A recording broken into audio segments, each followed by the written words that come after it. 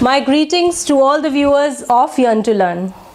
Now, whether you are a teacher or not, if you are job oriented, then this video is for you.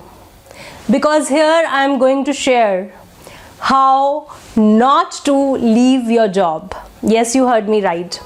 People might suggest you how to do that.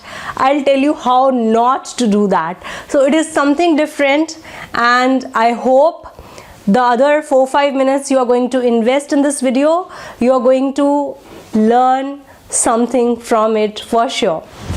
Let's begin.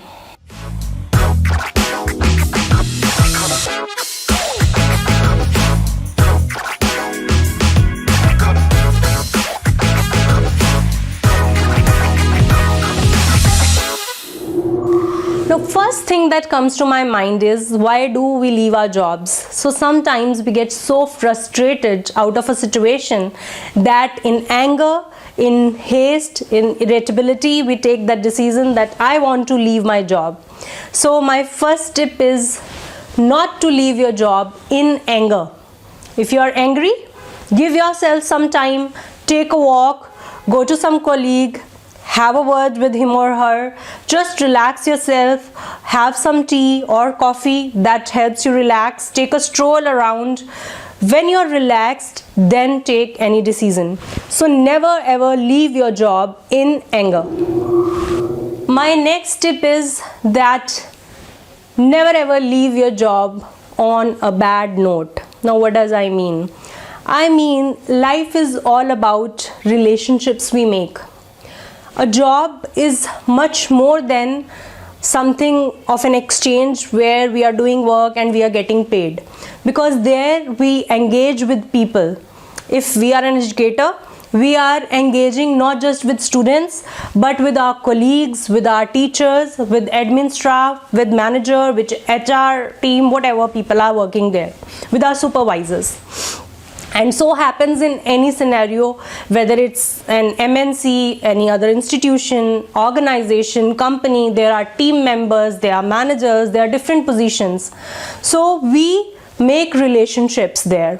We understand each other, we help each other, and this is the collaborative effort. That's why we call that we have to be in a team.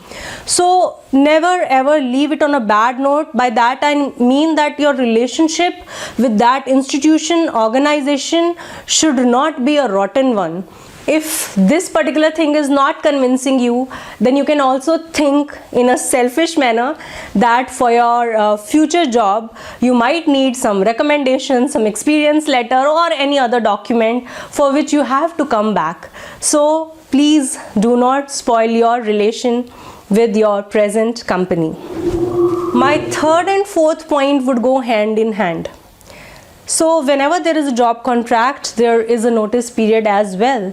For example, you have to serve a notice period of 1 month, which means that from the date of tendering your resignation, you have to work for another 1 month. Of course, you'll be paid for that, or you have to buy off your notice period, which means that you have to surrender your salary for 1 month, or you have to pay a check if you are leaving immediately. Now here I would suggest, do serve your notice period and try not to tender your resignation until you have a job in hand. Now when I'm saying I'm covering 2 points here, I also mean wherever you are seeking job, tell them also that you are going to join after serving your notice period. Now there are two benefits. First, you are not ditching the present organization, and second, you are giving a confidence to the other organization that you are going to join, that you are so honest and dedicated towards your work and work ethics that you want to serve your notice period and end it on a good note. So it gives a confidence to the new employer as well. So both sides, win-win situation. My next point is for your personal satisfaction besides work ethics. So if you are running any project, any activity, do not leave it midway.